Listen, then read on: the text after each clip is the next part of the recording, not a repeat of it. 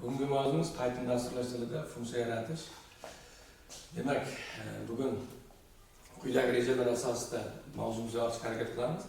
Birinchi rejamizda funksiya haqida tushuncha, funksiyaga qiymat uzatish, standart qiymat, funksiyaga murojaat qilishda xatoliklar hamda funksiyaga murojaat qilishda mantiqiy xatoliklar bo'yicha tanishib o'tamiz. Demak, dastlab tushunib olishimiz kerak, bu yerda funksiya nima? Funksiya bu ma'lum bir vazifani bajarishga mo'ljallangan kodlar yig'indisi. Demak, funksiyamiz ikki xil ko'rinishda bo'ladi: parametrlar hamda parametrsiz. Demak, biz tomonidan foydalanish tomonidan yuborilgan qiymatlar, ya'ni argument deb aytiladi. Demak, argumentlar funksiya nomidan keyin qavslar ichida ko'rsatiladi. Ya'ni xohlagancha argumentlar qo'yish mumkin, ularni faqat nima bilan, vergul bilan ajratishimiz mumkin bo'ladi. Argumentlar soni odatiy bo'lib, funksiya to'g'ri argumentlar soni bilan chaqirilishi kerak. Ya'ni misol uchun bitta funksiyada ikkita argument ishtirok etayotgan bo'lsa, demak unga mos holda biz ikkita qiymat yuborishimiz kerak. Undan kam ham yoki undan ko'p ham bo'lishi mumkin emas. Demak, bunaqa holatlarda biz hozir chegaralangan qiymatdagi argumentlar haqida aytib ketdik, bitta, ikkita yoki 10 tagacha deb.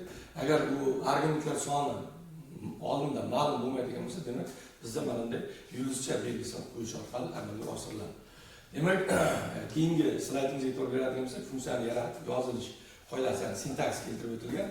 Demak, kalit so'z, ya'ni dev kalit so'zi bilan boshlandimi, biz aniq bir funksiya yaratayotganimiz haqidagi nima bir signal desak ham xato bo'lmaydi. Va keyingisida funksiya nomi va unda ishtirok etishi mumkin bo'lgan qavsida parametrlar keltirilgan. Demak, mana bu yerda oxirida ikki nuqta bilan o'sha qatorimiz yakunlangan. Funksiyada tana mavjud, ya'ni tana deyilganda o'sha funksiya ichida lokal vazifalarni bajaruvchi operatorlar qatnashadi. Demak, funksiya tanasini shakllantirish uchun biz 4 ta belgi sig'argan yoki klaviaturada o'sha tabulyatsiya belgisini bosish orqali nima qilishimiz mumkin, o'sha tana, ya'ni blokni shakllantirish mumkin. Demak, mana bu return funksiyamiz esa bizda mavjud qiymat qaytaruvchi funksiya hisoblanadi va biz berib ketganimizdek funksiya tanasi mana bu o'sha blok ichida joylashadi. Demak, funksiyani yaratish dastlabki holatini ko'ramiz. Bu yerda keltirilgan misolimizda parametrsiz funksiya, ya'ni foydalanish tomonidan hech qanday qiymat yuborilmaydi. Bu nima? O'sha dastur bajarilish jarayonida o'z ishini amalga oshiradi. Demak, funksiya yaratish jarayoni o'sha belgilangan tartib qoida, sintaks asosida dev kalit so'zi bilan uning nomi hamda o'sha qavs ichida parametrlar bo'ladi, bizda parametrlar yoki parametrsiz bo'ladi, bunday bo'sh holatda e'lon qilinadi. Demak, mana bu yerda print xush kelibsiz degan jumlamiz. Bu funksiyamiz vazifasi shunchaki ishga tushirgan vaqtimizda xush kelibsiz degan nima jumlani bizga ko'rsatib beradi. Va mana bu qismda funksiyani chaqirib olish, undan foydalanish jarayoni ko'rsatib ketilgan. Demak, dastur kompilatsiya qilinganda natijamiz nima? Xush kelibsiz. Demak, programmamiz to'g'ri ishlayapti. Keyingi qismga o'tadigan bo'lsak, funksiyaga qiymat uzatish keltirib o'tib ketilgan. Mana bu endi bu funksiyamiz vazifasi kiritilgan sonni juft yoki tokligini aniqlovchi funksiya. Demak, bu ko'rinib turibdi, qavslar ichida aniq qiymat qabul qilish uchun o'zgaruvchi e'lon qilingan. Demak, bu parametrli funksiyaga misol bo'ladi. Biz boya aytganimizdek, funksiya tanasi, ya'ni blok ichida bajarilishi mumkin bo'lgan operatorlar yoki algoritmlar nima bilan ishtirok etgan. Endi bu programmamizni tahlil qiladigan bo'lsak, x o'zgaruvchisiga qiymat berilgandan keyin uni qoldiq qilib bo'lish orqali 0 ga teng bo'ladigan bo'lsa, juft aks holda, demak, toq degan qiymatni qaytarib ko'rsatadi. Mana bu yerda funksiyamizni chaqirib ishlatish jarayoni keltirilgan. Demak, ikki raqamini x o'zgaruvchisiga yuborganimizda hamda pastda 5 raqamni x o'zgaruvchisiga yuborganimizda uning natijadorligi qanday? Ya'ni bizga ko'rinib turibdiki, buni tahlil qiladigan bo'lsak, 2 ga qoldiq bo'lganimizda 0 ga teng, bu albatta juft ekanligini ko'rishimiz mumkin. Keyingi qismda masalan 5 ni yuborganimizda bu 5 ni 2 ga bo'lganimizda albatta birinchi shartimiz bajarilmaydi va keyingi qismdagi print, ya'ni toq degan javobni qaytarib ko'rsatib ketadi. Demak, keyingi qismda standart qiymatlar bor. Standart qiymat deganda biz funksiyaga bitta o'zgaruvchi yuborish orqali uni qandaydir darajasi yoki shunga o'xshagan hisob amallarni bajarish jarayonini tashkil etishi mumkin. Ya'ni bu yerda kiritilgan sonli kvadratini aniqlovchi funksiya berilgan. E'tibor beradigan bo'lsak, biz boya yaratgan funksiyalarimizda mana bunday ko'rishadi. Y teng 2 degan qiymat yo'q. Nima uchun? Chunki bu aniq standartlashtirilmagan. Har doim x va y o'zgaruvchlari nima qilinish kerak, kiritilishi kerak bo'lgan joy. Lekin mana bu holatda bitta o'zgarishimiz doimiy standart holatda. Demak, bu yerda kiritilgan sonli kvadratini aniqlovchi funksiya keltirilgan.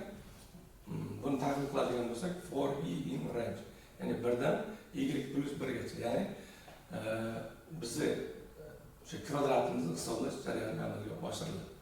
Demak, keyingi mana bir e'tibor berayotgan bo'lsak, biz boya aytib ketdik, funksiyaga ta'rif berganda o'sha mos qiymatlar har doim, ya'ni bu yerda ikkita o'zgaruvchi bor va yuborishimiz kerak bo'lgan qiymatdan ikkita bo'lishi kerak. Lekin standart qiymatda bu holat nima qilinyapti? Istisno qilinadi. Ya'ni bu har doim funksiyaning ichida ikkinchi qiymat mavjud degan tushunchani keltirib chiqaradi. Demak, keyingi qismga e'tibor beradigan bo'lsak, funksiyaga murojaat qilishdagi xatoliklar haqida gaplashishimiz kerak. Demak, kiritilgan sonli kvadratni aniqlovchi funksiya. Buni vazifasi shundayki, biz hozir ma'lum izoh sifatida yozib o'tganmiz. Aslida bu funksiya shunchaki xush kelibsiz degan qiymatni bizga qaytarib berish kerak.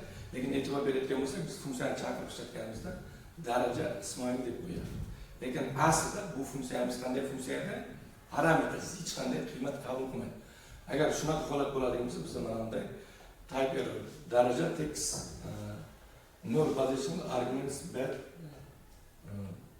was in, ya'ni tarjima qilib aytadigan bo'lsak, daraja nomli funksiyada nullta pozitsiya argument qabul qiladi. Ya'ni bu nullta hech qanday argument qabul qilmaydi desak ham mubolag'a bo'lmaydi. Lekin bitta element berilgan. Ya'ni biz aniq bitta qiymat yuboryapmiz. Mana shunday funksiyada foydalanganimizda, demak, uni nechta qiymat qabul qiladi yoki qiymat qabul qilmasligiga e'tibor qaratishimiz kerak.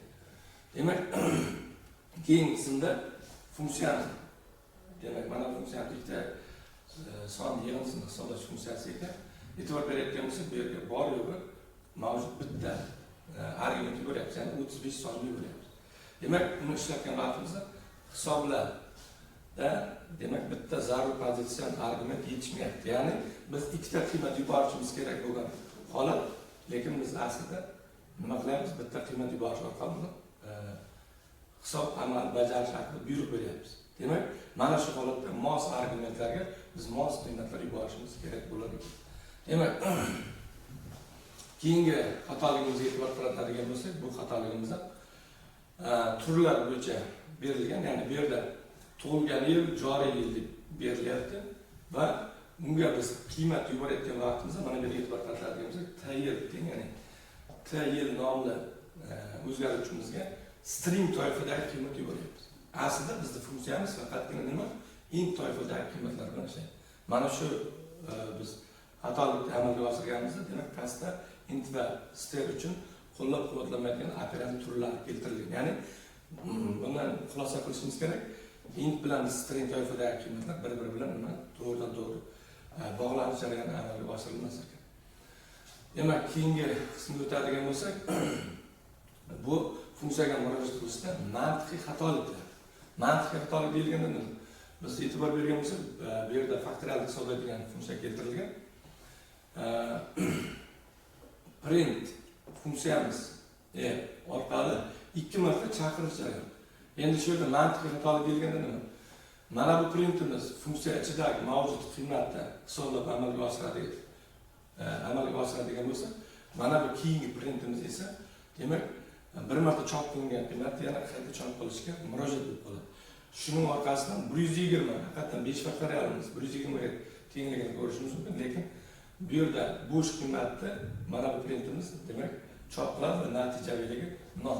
Mana shu, demak, funksiyadan foydalanilgandagi mantiqiy xatoliklardan bittasi.